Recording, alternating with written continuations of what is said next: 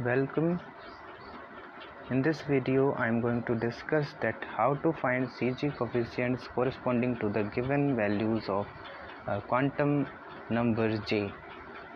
जैसे कि ये क्वेश्चन है, calculate the CG coefficients for J1 equals to half and J2 equals to half. यहाँ पे J1 और J2 जो कि क्वांटम नंबर्स हैं, दोनों की वैल्यू सेम है, हाफ एंड हाफ।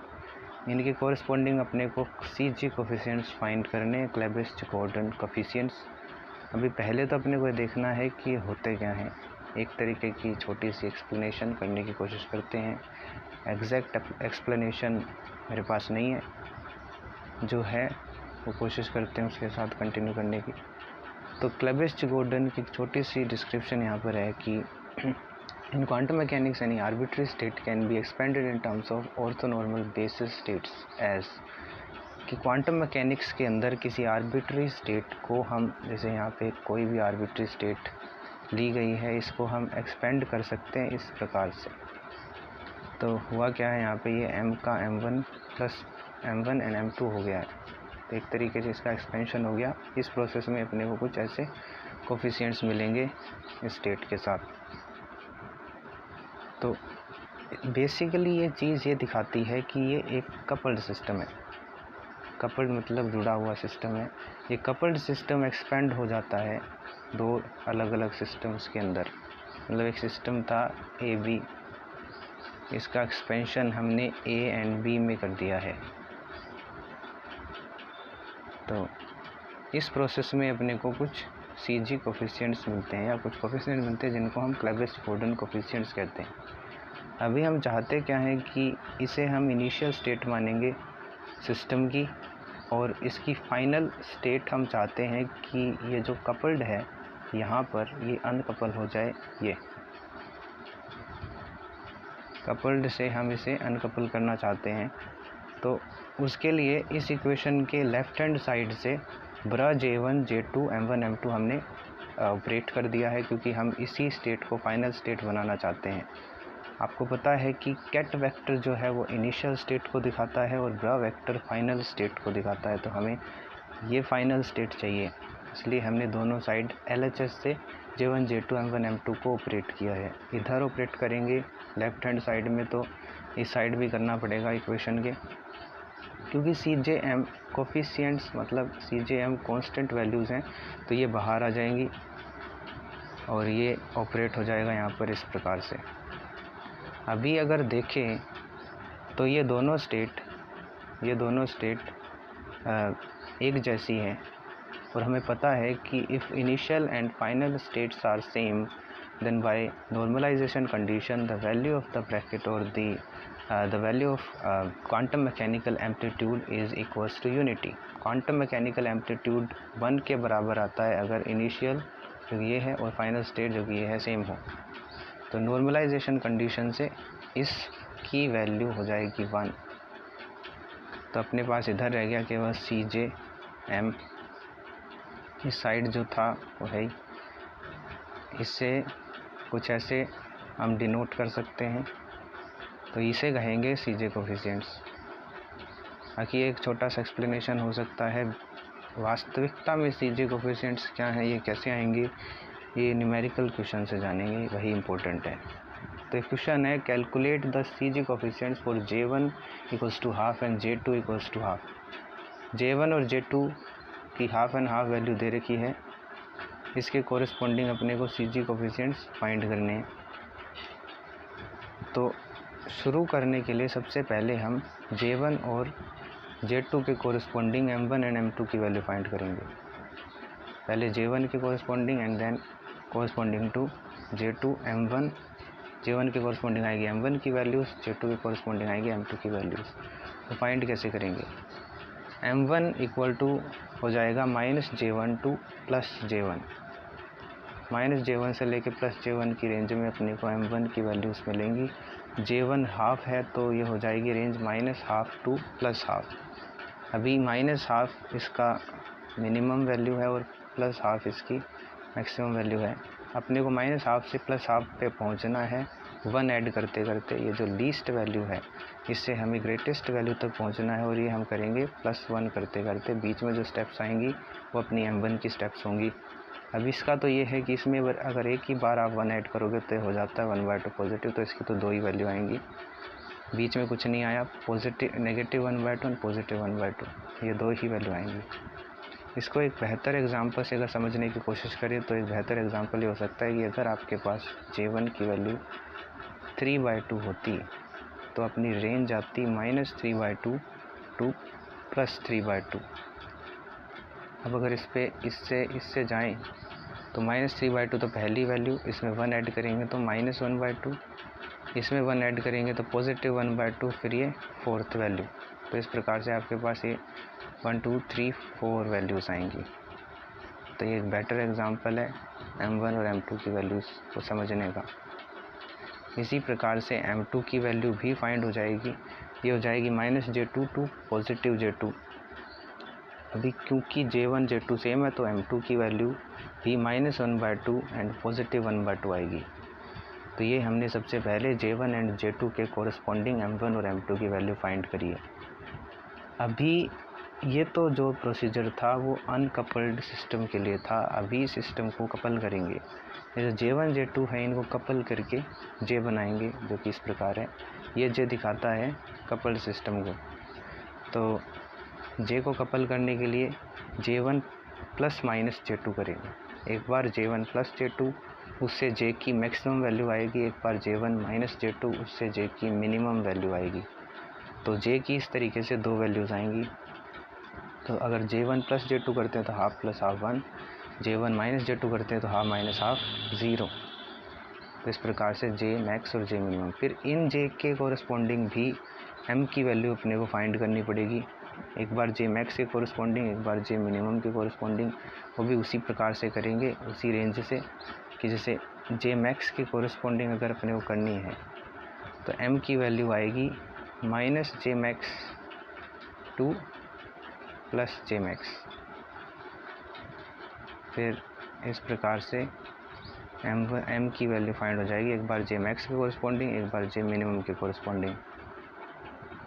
जैसे यहाँ पे कर रखा है, इधर M = 0 एंड पॉजिटिव -1, क्योंकि J मैक्स था +1 तो M की वैल्यू आएगी -1 से लेके +1 तक। सबसे पहली जो नंबर हो गई वो -1, फिर उसके अंदर 1 ऐड करेंगे तो 0, और फिर एक और 1 ऐड करेंगे तो +1। इस प्रकार से 3 वैल्यूज़ अपने पास आएंगी J मैक्स के कोरस्पॉन्डिंग M की। इसी प्रकार अगर J मिनिमम की बात करें तो दैट इज़ 0, तो उसके लिए तो M की वैल्यू 1 की आएगी, 0, क्योंकि -0 टू +0 बनेगी, दोनों एक ही बात है, तो 0। अपने को ये याद रखना पड़ेगा कि J मैक्स के कोरस्पॉन्डिंग M की वैल्यू कौन सी है, J मिनिमम के कोरस्पॉन्डिंग M की वैल्यू कौन सी है। ये एक दूसरे के साथ इंटरसेक्ट कभी नहीं होंगी। J मैक्स की अलग होनी चाहिए M की वैल्यू, J मिनिमम की अलग। अभी ये जो पूरा प्रोसीजर किया है कपल्ड और अनकपल्ड, इसका यूज़ करेंगे to form 2 sets of eigen vector. Eigen vectors के 2 सेट बनाएंगे, एक तो कपल्ड सिस्टम के लिए होगा, एक अनकपल्ड सिस्टम के लिए। तो सबसे पहले जैसे फॉर अनकपल्ड सिस्टम के लिए जो आइगन वेक्टर होगा उसको साई m1 m2 से डिनोट करेंगे, साई के सबस्क्रिप्ट में m1 m2। और फिर अपने को देखना है m1 और m2 की वैल्यू कैसी हैं, कितनी, उस हिसाब से कॉम्बिनेशन बनाएंगे m1 और m2 के। जैसे m1 की वैल्यू पॉजिटिव -1/2 और m2 की भी पॉजिटिव -1/2। तो इस प्रकार से कॉम्बिनेशन बना के m1 और m2 के, और ये 4 अपने पास आइगन वेक्टर्स आएंगे। अब ये कॉम्बिनेशन जैसे प्रोबेबिलिटीज़ फाइंड करते समय हम हेड्स और टेल्स के साथ करते थे, कि एक बार हेड्स, फिर से हेड्स, फिर हेड्स टेल्स, ऐसे जो कॉम्बिनेशन हमने बनाए थे, इसी प्रकार से ये कॉम्बिनेशन भी बनेंगे। जैसे एक बार m1 की वैल्यू पॉजिटिव 1/2, m2 की भी पॉजिटिव 1/2, फिर m1 की पॉजिटिव 1/2, इसकी -1/2, फिर इसकी -1/2, इसकी +1/2, -1/2, -1/2। इस प्रकार से अपने पास 4 कॉम्बिनेशन आएंगे। 4 से ज़्यादा भी आ सकते हैं, डिपेंड करता है m1 और m2 की वैल्यूज़ क्या हैं।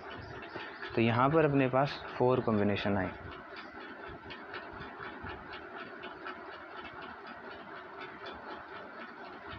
तो फिर अभी ये तो था अनकपल्ड सिस्टम के लिए, अभी कपल्ड सिस्टम के लिए करेंगे।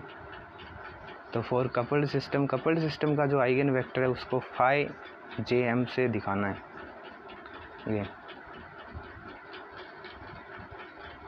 फाई जे एम, अभी इसके कॉम्बिनेशन कैसे बनेंगे, इसके लिए आपको जे की वैल्यू देखनी पड़ेगी कि आपने जे की वैल्यू मिनिमम लिया या मैक्सिमम लिया, क्योंकि कपल्ड सिस्टम के लिए जे की 2 वैल्यू थी, एक जे मैक्स था, एक जे मिनिमम था जब हमने सिस्टम्स को कपल किया था।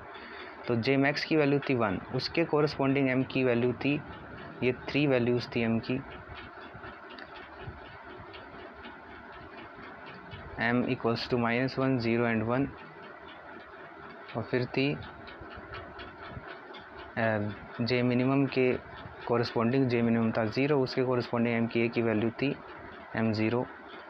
तो उस हिसाब से ही इनके कॉम्बिनेशन बनाए। जैसे j के साथ जो m के कॉम्बिनेशन बने, यहाँ पे फाई जे एम है, मतलब j के साथ m के कॉम्बिनेशन बनाने हैं। अभी पहले j मैक्स के साथ m के 3 कॉम्बिनेशन बने, क्योंकि m की वैल्यू j मैक्स के लिए 3 है। ठीक है, j की वैल्यू एक बार मैक्स करेंगे तो 1 फिक्स हो जाएगी, ये तो एक बार 1 फिक्स। फिर m की वैल्यू इसके कोरस्पॉन्डिंग 3 आई थी, तो एक बार पॉजिटिव 1 ले सकते हैं, फिर ये फिक्स, ये 0 ले सकते हैं, और थर्ड जो इसका आइगन वेक्टर बना सकते हो m1 और -1 ले सकते हैं। तो इस तरीके से 3 तो इसके कोरस्पॉन्डिंग आएंगे जो कि ये 3 हैं। बाकी अगर जे 0 की बात करें, सॉरी जे मिनिमम की बात करें तो वो 0 है, उसके कोरस्पॉन्डिंग m की वैल्यू 1 ही थी, m इक्वल्स टू 0। तो इसके कॉम्बिनेशन बनाएंगे तो उसका बन गया 500। इस प्रकार से अपने पास कपल्ड सिस्टम के लिए जो आइगन वेक्टर के कॉम्बिनेशन आएंगे, आइगन वेक्टर आएंगे, वो 4 आएंगे, 511, 510, 51 -1, 500। अभी समझने की चीज़ यहाँ से है कि ये था कपल्ड सिस्टम और ये हो गया अनकपल। यहाँ पर अनकपल कैसे हुआ, m की वैल्यू ब्रेक हो रही है m1 और m2 में, इस तरीके से ये अनकपल हो रहा है।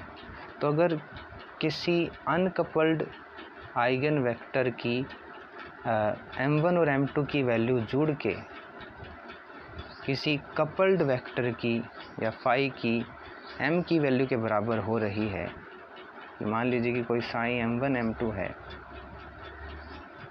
एक ठीक से करते हैं इस चीज़ को। मान लीजिए कि कोई साई m1 m2 है और एक दूसरा है, ये तो कपल्ड के लिए है, अनकपल्ड के लिए है एक eigen vector phi J M. अगर इस साई m1 m2 में जो m1 m2 है, इनको ऐड करने पर अगर m बनता है, मतलब ये दोनों जुड़कर इसके बराबर आते हैं, तो मतलब ये दोनों जो हैं एक दूसरे के साथ इक्वेट हो जाएंगे, इन दोनों को एक दूसरे के इक्वल पुट कर देंगे, जैसा कि यहाँ पे हुआ है। अगर हम 511 को देखें, इसको देखें तो इसके अंदर फाई का सबस्क्रिप्ट j और m को दिखाता है। इसकी पहली जो वैल्यू है सबस्क्रिप्ट की वो j है, दूसरी वैल्यू स्मॉल m है, जबकि साई के तो दोनों के दोनों m1 और m2 हैं। तो अगर साई की जो ये है पहली वैल्यू, साई की जो पहली वैल्यू है, इनके m1 m2 को ऐड करेंगे तो फाई, ये जो पहला फाई है, इसके जो m की वैल्यू है वो बनेगी, मतलब ये दोनों स्टेट एक दूसरे के बराबर हैं। बस फ़र्क ये है कि ये दिखाता है कपल्ड को, ये दिखाता है अनकपल्ड को। इसके दोनों m1 m2 हैं, इसका एक j है एक m है। तो इस प्रकार से अपने को कोशिश करनी है कि हम इन कपल्ड स्टेट्स को अनकपल्ड स्टेट्स के साथ इक्वेट कर दें। इसी ऑर्डर में अगर दूसरा देखें तो अगर हम 5-1 को देखें, इसको, यही तो हम कर चुके, इसको देखते हैं थर्ड नंबर को। तो 5-1 एंड -1 तो अनकपल्ड में इसके साथ इक्वेट होगा साई -1/2 एंड -1/2, क्योंकि इसके m1 और m2 को जोड़ने पर m बनता है -1। इसके m1 और m2 -1/2 एंड -1/2 को ऐड करने पर फाई जे एम का m बन जाता है जो कि -1 है। इसलिए ये दोनों एक दूसरे के साथ इक्वेट हो जाएंगे, एक दूसरे के इक्वल हो जाएंगे। अभी अगर कपल्ड के अंदर सेकंड को देखें, सेकंड आइगन वेक्टर को देखें, तो सेकंड आइगन वेक्टर है फाई 1 0। उसके लिए अनकपल्ड में दो आइगन वेक्टर ऐसे हैं जो फाई 1 0 बनाएंगे, सॉरी जो m की वैल्यू 0 देंगे ऐड करने पर। एक तो है साई 1/2 एंड -1/2, एक है साई -1/2 एंड 1/2। इन दोनों को ऐड करने पर जो m की वैल्यू आएगी वो 0 के बराबर आएगी, इसलिए दोनों के दोनों ही इसके साथ इक्वेट होंगे। लेकिन इनको इक्वेट करने का तरीका थोड़ा सा अलग है कि पहले के कोफिशिएंट में अल्फ़ा 1 कर देंगे, दूसरे कोफिशिएंट में अल्फ़ा 2, फिर इन दोनों को ऐड कर देंगे। ये अल्फ़ा 1 और अल्फ़ा 2 की वैल्यू को फाइंड करना ही हमारा काम है। यही अपने CG कोफिशिएंट बनेंगे आगे जाके। अभी इसी प्रकार से फाई 0 0 जो है अपना जो 4th नंबर का आइगन वेक्टर था कपल्ड सिस्टम के लिए, वो अपने अनकपल्ड के अंदर जो आइगन वेक्टर्स हैं उनमें 2 के बराबर है, साई 1/2 -1/2 एंड साई -1/2 1/2, कि इन दोनों को ऐड करने पर ही 0 बनता है। इसलिए इसको भी इसी प्रकार से करेंगे। इस बार बस इनके कोफिशिएंट चेंज हो जाएंगे, अल्फ़ा 3 एंड अल्फ़ा 4 इसके लिए, और ये अल्फ़ा 3 अल्फ़ा 4 की वैल्यू को फाइंड करना अपना काम है। So we are interested to find the values of the coefficients alpha 4 alpha 2 alpha 3 and alpha 4। तो इन कोफिशिएंट्स की वैल्यू कैसे फाइंड करें, यही अपने CG कोफिशिएंट बनेंगे। मतलब जब हम किसी कपल्ड सिस्टम को फाई जे एम को कन्वर्ट करेंगे, एक्सपेंड करेंगे अनकपल्ड में साई m1 एंड m2 में, तो इस प्रोसेस में अपने पास यहाँ पर आएंगे CG कोफिशिएंट, जो कि इन दो केसेस में अपने फाइंड हो चुके हैं। इस केस में कि ये हमने फाई को कर दिया साई के बराबर 1 ही है, तो इसका कोफिशिएंट में 1 है, तो ये अपना पहला हो गया। इसी प्रकार अगर दूसरे को देखें, फाई 1 -1 एंड -1 2 साई -1/2 -1/2, इस प्रोसेस में भी अपना जो कोफिशिएंट आया है वो 1 ही आया है, तो इसका भी 1 हो गया। लेकिन दिक्कत है इन दोनों में, इसमें और इसमें, इनमें अल्फ़ा 1 अल्फ़ा 2 थे और अल्फ़ा 3 अल्फ़ा 4 थे। तो ये फाइंड करना थोड़ा सा अपने को समझने की चीज़ है। जैसे अल्फ़ा 1 अल्फ़ा 2 के अंदर ये फाई 1 0 0, इसको फाइंड कैसे करें। देखो, जो डिफाइंड नहीं है, जिनके अपने को फाइंड करने हैं, जैसे अल्फ़ा 1 अल्फ़ा 2 फाई 1 0 के और अल्फ़ा 3 अल्फ़ा 4 फाई 0 0 के, ये डिफाइंड नहीं है इनके कोफिशिएंट्स, ये अपने को फाइंड करने हैं। तो ये फाइंड करेंगे उनकी हेल्प से जो डिफाइंड हैं, जो हमारे पास पहले से हैं। जैसे इन दो के हैं हमारे पास, इसके भी है, इसके भी है, इन दोनों की हेल्प से इनके फाइंड करेंगे फाई 1 0 और फाई 0 0 के। तो वो कैसे करेंगे, वो करने का एक आसान सा तरीका ये है कि हम लैडर ऑपरेटर्स यूज़ कर सकते हैं। अभी लैडर ऑपरेटर्स की बेसिक नॉलेज आपके पास होनी चाहिए। लैडर ऑपरेटर J+ और J- होते हैं। J+ क्या करेगा, J+ को जब हम ऑपरेट करते हैं इस प्रकार से, ये कोई आइगन वेक्टर है, इसके ऊपर हमने यहाँ पे J- लिया गया। J- को अगर आपने ऑपरेट किया है, जो कि जिसको लोवरिंग ऑपरेटर कहते हैं, स्टेप डाउन कर देता है ये, तो ये क्या करता है कि ये आइगन वैल्यू देता है, इसके कोरस्पॉन्डिंग इसकी आइगन वैल्यू ये है। ये कैसे आती है, इसका डेरिवेशन है चैप्टर के अंदर। तो J- की ये फॉर्मूला याद करना पड़ता है, h⁻√J + m टाइम्स J-m+1, इसकी कोरस्पॉन्डिंग ये वैल्यू आएगी। और उसके साथ में एक ये बहुत ही इंटरेस्टिंग काम ये करता है कि जो फाई जे एम है उसके m को m-1 में कन्वर्ट कर देता है। Phi J M is converted to phi J m-1। तो इसकी हेल्प से हम कर सकते हैं। अब ये कैसे करेंगे, कैसे, देखो पहले जो है फाई 1 0 को करने की कोशिश करते हैं। फाई 1 0 के अंदर अगर हम ध्यान से देखें तो अपना जो J की वैल्यू है 1 है, M की वैल्यू 0 है।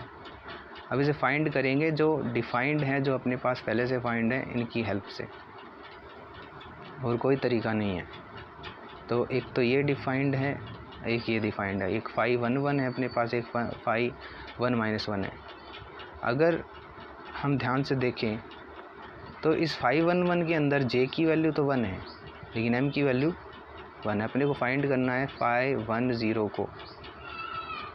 तो इसमें भी j की वैल्यू 1 है, इसमें भी j की वैल्यू 1 है, इसमें m की वैल्यू 1 है जबकि इसमें 0 है।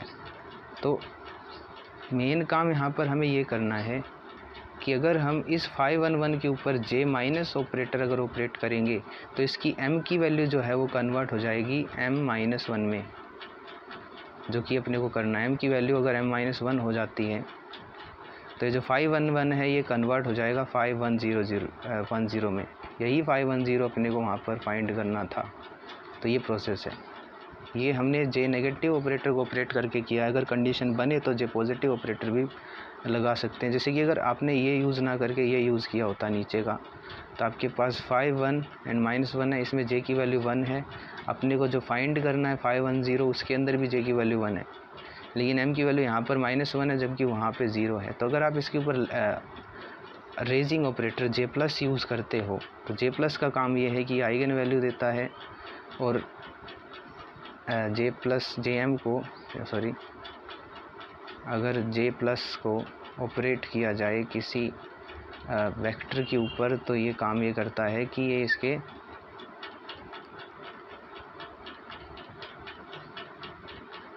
इसका काम है इसके पास जो m है उसको साई m+1 में बना देना। जैसे पहले वाला बनाता था m-1 में +1 में, उसके साथ कुछ इसकी आइगन वैल्यू आएगी, उसका फॉर्मूला है। तो उसके हिसाब से इसकी आइगन वैल्यू आएगी और एक ये m को m+1 में कर देगा। तो इस प्रकार से इसका यूज़ हम यहाँ पे कर सकते हैं। ये जो m की वैल्यू -1 है, अगर इसके ऊपर आपने j प्लस ऑपरेट कर दिया तो ये फाई कुछ तो इसकी आइगन वैल्यू आएगी, उसके साथ ये फाई 1 -1 को, क्योंकि m में 1 ऐड करना है तो ये -1 + 1 0 हो जाएगा। यही अपने को फाइंड करना था। पीछे वाले से भी कर सकते हैं, उसके ऊपर बस फ़र्क इतना है कि लोअरिंग ऑपरेटर यूज़ करना पड़ेगा, जबकि अगर आगे वाले को करते हैं तो उसके ऊपर जे पॉजिटिव या फिर रेजिंग ऑपरेटर अपने को यूज़ करना पड़ेगा। तो यहाँ पर हमने पहले वाले से किया है, पहले वाले से मतलब हमें यूज़ करना है लोअरिंग ऑपरेटर। लोअरिंग ऑपरेटर कैसे यूज़ करेंगे? We can operate J negative on phi 1 1। Phi 1 1 के लेफ़्ट हैंड साइड में आपने j-1, राइट हैंड साइड का बाद में देखना है, पहले LHS को देखेंगे। j- ऑपरेट कर दिया फाई 1 1 पे तो j- के कॉरस्पॉन्डिंग आइगन वैल्यू आएगी इस फॉर्मूले से j j plus m times j-m+1। और जो मेन काम होगा वो फाई 1 1 इसका जो m है वो m-1 में कन्वर्ट हो जाएगा फाई 1 0 में, क्योंकि हमने लोअरिंग ऑपरेटर यूज़ किया है जो कि m को m-1 में कन्वर्ट करता है। तो आइगन वैल्यू कैसे निकालें? अपने को चाहिए आइगन वैल्यू के लिए j की वैल्यू चाहिए, m की वैल्यू चाहिए। अभी j और m की वैल्यू आपके आइगन वेक्टर के अंदर है, जिसके ऊपर ऑपरेट किया गया है उसको देखना है। फाई 1 1 जो है सी सबस्क्रिप्ट, इसमें पहला जो टर्म है वो दिखाता है j को, दूसरा टर्म दिखाता है m को। j की वैल्यू यहाँ पर 1 है, m की वैल्यू भी यहाँ पर 1 है, जो कि इस फॉर्मूले में पुट कर देंगे। पुट करने पर कैलकुलेट करने के बाद में इसकी वैल्यू आएगी √2। तो हो जाएगा j- फाई 1 1 = h×√2 फाई 1 0। अभी हमें फाई 1 0 चाहिए तो इसका जो कोफिशिएंट है h×√2 इसको उधर कर देंगे, जो कि डिवाइड में चला जाता है। Phi 1 0 = 1/h×√2 j- phi 1 1। तो आधा काम हो चुका है, फाई 1 0 आ चुका है। अभी इक्वेशन फर्स्ट से, इस इक्वेशन फर्स्ट के अंदर जिसके अंदर अपने पास फाई 1 1 की वैल्यू है साई 1/2 1/2, ये उसके अंदर पुट कर देनी है। फाई 1 1 की जगह साई 1/2 1/2। कपल्ड सिस्टम के लिए जो था उसको अनकपल के लिए कर देना है। तो फाई 1 1 की जगह पे आ गया यहाँ पर साई 1/2 एंड 1/2। और जो यहाँ पर j- था, ये जो j- था यहाँ पर, ये j- का हो गया j-1 या j1- प्लस j2-, क्योंकि इसको भी अनकपल करना पड़ेगा। j तो कपल्ड सिस्टम के लिए है, जब सिस्टम जुड़े हैं, एक्सपेंडेड नहीं है। इस j को भी जब अनकपल करेंगे तो स्प्लिट हो जाएगा, जो j- है तो j1- एंड j2- में इसको स्प्लिट कर देंगे। जो कि हमने कर दिया। बाकी 1/h cross √2 as it is, ये स्प्लिट हो गया, ये साइन 1/2 एंड 1/2। अभी साइन 1/2 अंदर मल्टीप्लाई कर देंगे, डिस्ट्रीब्यूटिव प्रॉपर्टी लगा देंगे यहाँ पे j-1 sign 1/2 and j-2 sign 1/2। अभी पहले एक बार इसकी वैल्यू निकालेंगे, एक बार इसकी वैल्यू निकालेंगे। कुछ नहीं है, बस जे नेगेटिव ऑपरेटर को या J1 नेगेटिव ऑपरेटर को साइन 1/2 पे ऑपरेट कर देना है, इतना सा काम है। तो वो कैसे करेंगे, जो कि नीचे है। J1 माइनस ऑपरेटर है, इसको साइन M1 M2 पे अगर ऑपरेट करते हैं तो ये आइगन वैल्यू आती है। जो पहले फॉर्मूला था उसके अंदर Jm को J1 और M1 में रिप्लेस कर देना, क्योंकि ये J1 माइनस है तो J और M की वैल्यू हो जाएगी J1 और M1। और क्या होगा कि जो M की वैल्यू, J माइनस का काम है M की वैल्यू को M-1 में कन्वर्ट कर देना आफ्टर ऑपरेशन। तो क्योंकि ये J1 माइनस है इसलिए ये M1 की वैल्यू को M1-1 में कन्वर्ट करेगा, जबकि M2 की वैल्यू को ये डिस्टर्ब नहीं करेगा। M2 रहेगा एज इट इज़, M2 जो था पहले वो का वो, और M1 की वैल्यू हो जाएगी M1-1 after the operation of J minus first या J1 माइनस ऑपरेटर। उसके साथ उसकी J1 माइनस की कोरिस्पोंडिंग आइगन वैल्यू भी आएंगी, फॉर्मूले से डिटरमाइन हो जाएंगी। अभी आइगन वैल्यू कैसे फाइंड करेंगे, J1 और M1 की वैल्यू। तो देखो M1 की वैल्यू तो आपके इस आइगन वेक्टर के अंदर है। ये 5 1/2 जो है, इसको अगर देखें तो इसकी जो सब्सक्रिप्ट की फर्स्ट टर्म है ये M1 को दिखाती है, सेकंड M2 को दिखाती है। तो यहाँ से तो M1 की वैल्यू आएगी 1/2 और J1 की वैल्यू आपको क्वेश्चन ने दी थी 1/2, तो वो वहाँ से यूज़ कर लेंगे।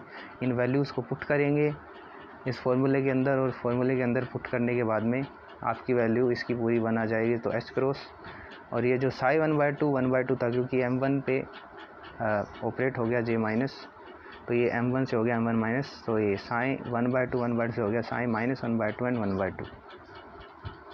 इसी प्रकार से जो दूसरा था उस इक्वेशन का, ये चीज़, ये टर्म ये फाइंड कर चुके, ये टर्म फाइंड करनी है। J2 माइनस जो है ऑपरेटर साइन M1 M2 पे ऑपरेट करना है, तो इसके कॉरस्पॉन्डिंग आइगन वैल्यू आएगी ये।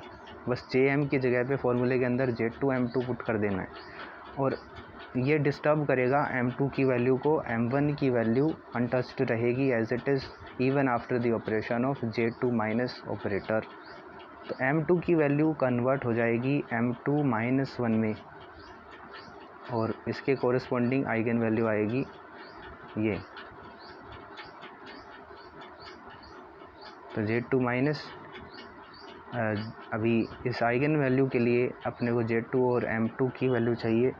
M2 की वैल्यू आपके आइगन वेक्टर से लेंगे, जो जिसके ऊपर हम J2 माइनस को ऑपरेट करेंगे उसी से लेंगे। यहाँ पे M2 की वैल्यू 1/2 है, और J2 की वैल्यू आपके क्वेश्चन ने बताई थी आपको 1/2, तो वो पुट कर देंगे। उसके हिसाब से ये जो है इसकी पूरे की वैल्यू 1 हो जाएगी।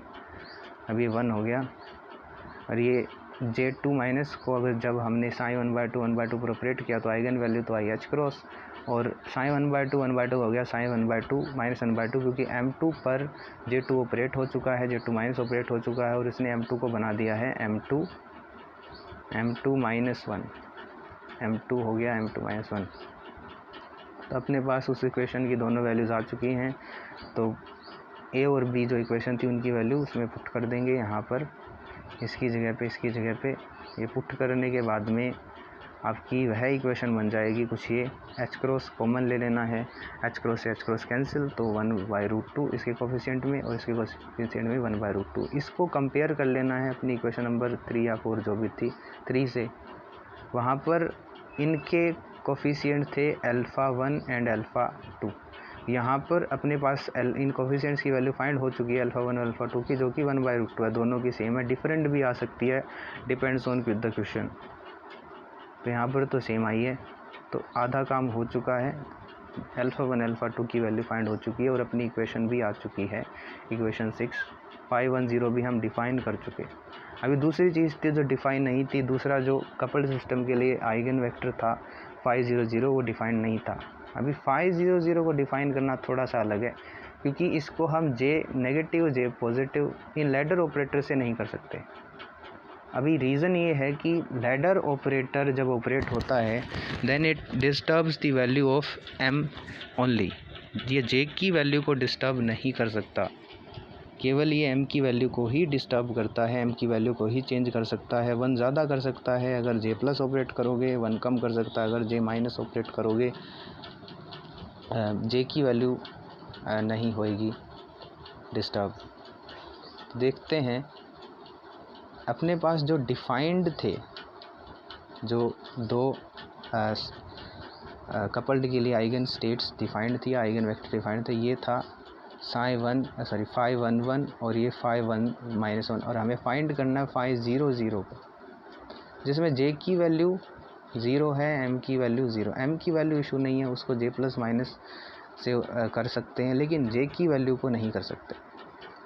इसमें देखो phi 1 1 का अगर यूज़ करने जाएं तो इसमें j की वैल्यू 1 है जो 0 होनी चाहिए थी, और ये चेंज भी नहीं हो सकती लैडर ऑपरेटर से। दूसरे के अंदर भी j की वैल्यू 0 नहीं है, और जो हमने अभी फाइंड किया था उसको भी यूज़ कर सकते हैं अगर आवश्यकता पड़े तो, क्योंकि अब वो भी डिफ़ाइन हो चुका है। थर्ड इक्वेशन 6 के अंदर था phi 1 0 0, ये भी डिफ़ाइन हो चुका है, लेकिन अभी इसको भी यूज़ नहीं कर सकते क्योंकि इसके अंदर भी j की वैल्यू 0 नहीं है, j की वैल्यू 1 है, तो लैडर ऑपरेटर से नहीं हो सकता।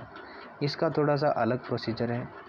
इसके लिए हम क्या करेंगे कि जो हमने अभी फाइंड किया था phi 1 0 0, और ये जो हमें फाइंड करना है phi 0 0, क्योंकि ये जो दो स्टेट हैं ये एक जैसी नहीं है, इसलिए इनके बीच में ऑर्थोगोनल कंडीशन लगा सकते हैं।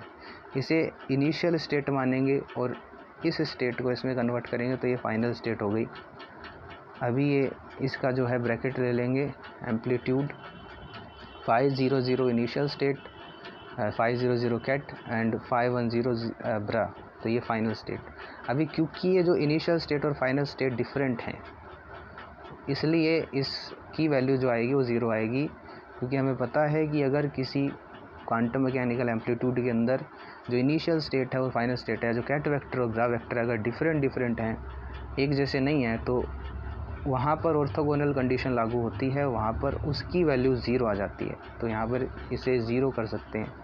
अभी बस सिंपली कुछ नहीं करना, यहाँ पर phi 1 0 और phi 0 0 की वैल्यू ये पुट करनी है। phi 1 0 की वैल्यू इक्वेशन 6 से हमने अभी फाइंड करी थी। phi 0 0 की वैल्यू इक्वेशन 4 के अंदर है, जो अल्फ़ा 3 अल्फ़ा 4 कोफिशिएंट्स के साथ है। इनको एक दूसरे के साथ मल्टीप्लाई कर देंगे, सिंपली डिस्ट्रीब्यूटिव प्रॉपर्टी लगानी है। अल्फ़ा 3 और अल्फ़ा 4 क्योंकि ये कांस्टेंट वैल्यूज़ हैं इसलिए बाहर आ जाएंगी। अभी इनको मल्टीप्लाई जब करेंगे तो देखो पहले इससे इसके साथ करेंगे तो ये टर्म आएगी psi -1/2 1/2 अल्फ़ा 3 psi 1/2 -1/2। अभी अल्फ़ा 3 तो बाहर हम कर सकते हैं, लेकिन अगर देखें तो ये कैट वेक्टर इनिशियल स्टेट को दिखाता, ब्रा वेक्टर फाइनल स्टेट को दिखाता, और ये initial and final state same नहीं है। तो जब initial and final state different होती है तो वहाँ पर ऑर्थोगोनल कंडीशन लगती है और उस ब्रैकेट की वैल्यू हो जाती है 0, तो ये हमने 0 कर दिया।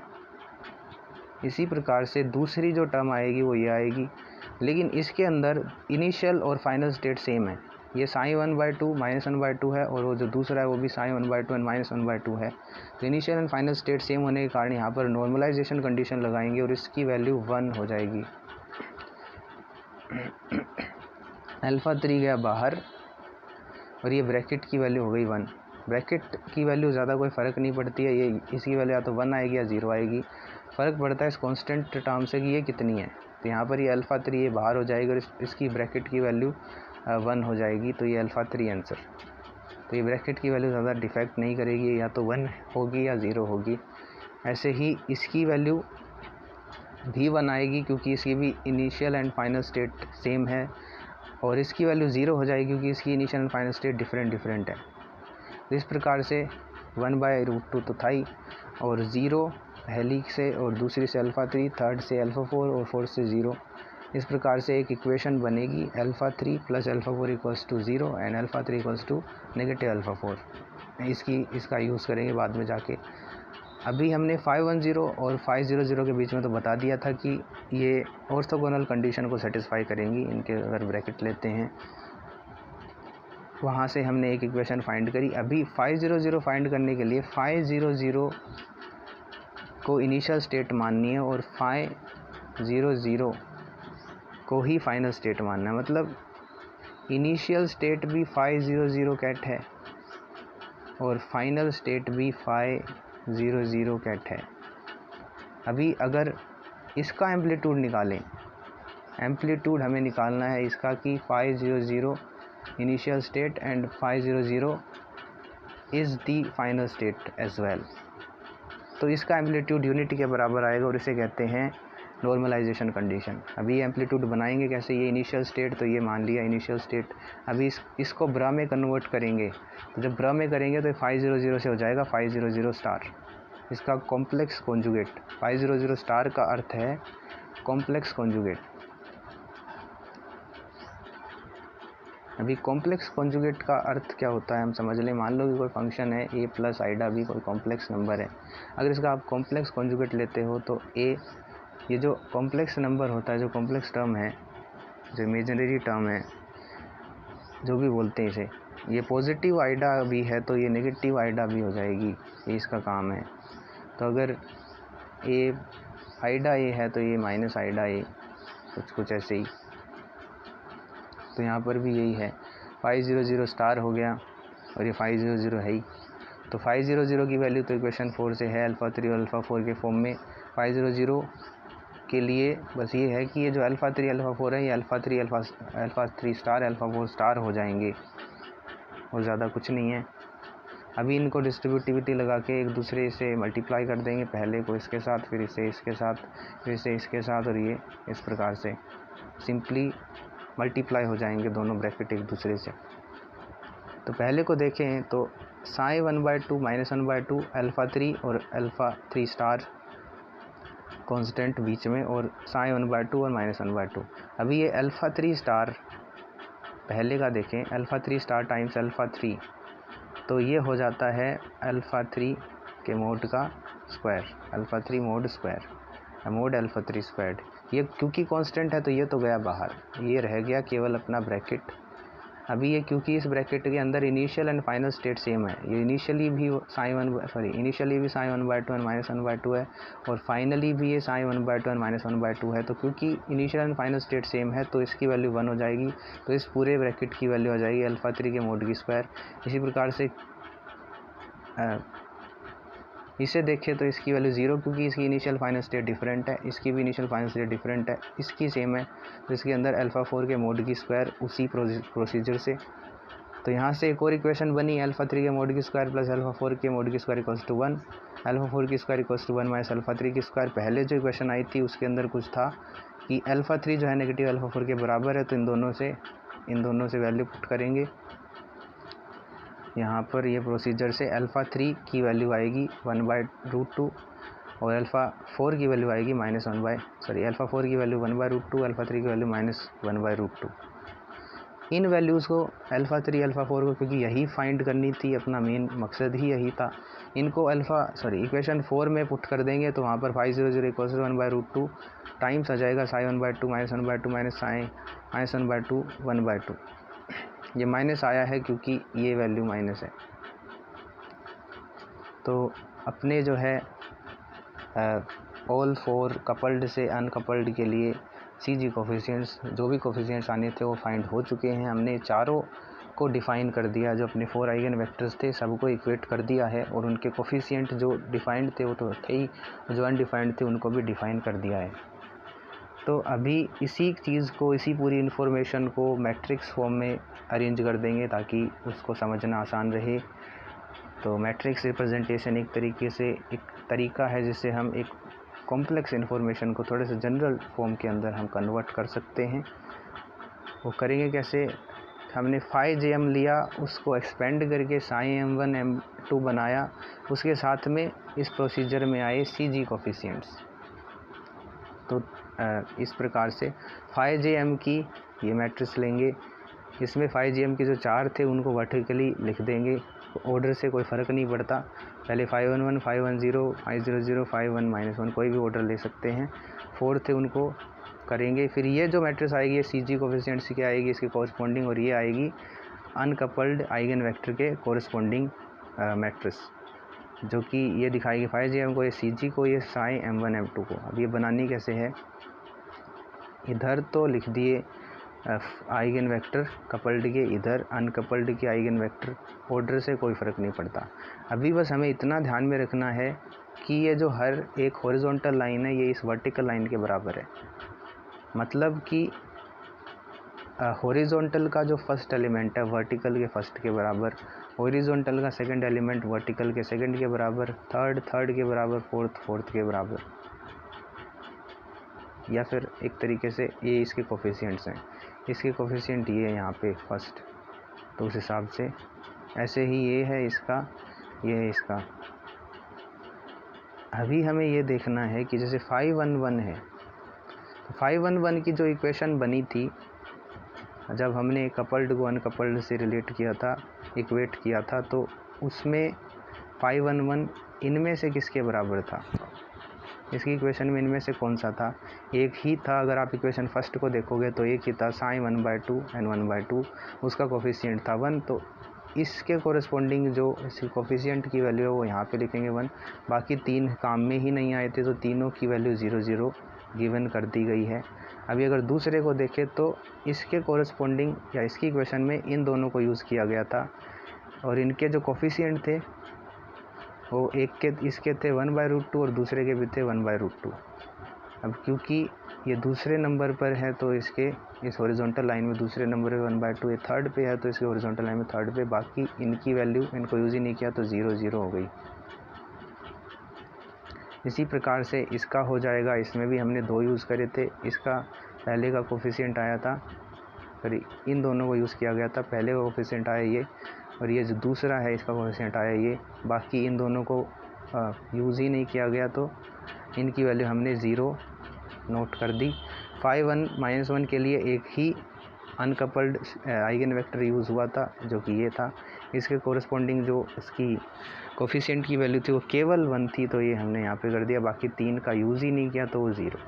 इस प्रकार से ये जो मैट्रिक्स बनेगी ये अपने CJ कोफिशिएंट्स को दिखाएगी, और यही आंसर है। तो इस तरीके से J1 J2 की गिवन, इवन J3 भी दिया जा सकता है, इनकी अगर वैल्यूज़ गिवन है तो उनके कोरिस्पोंडिंग CJ कोफिशिएंट्स इस प्रोसीजर से फाइंड किए जा सकते हैं।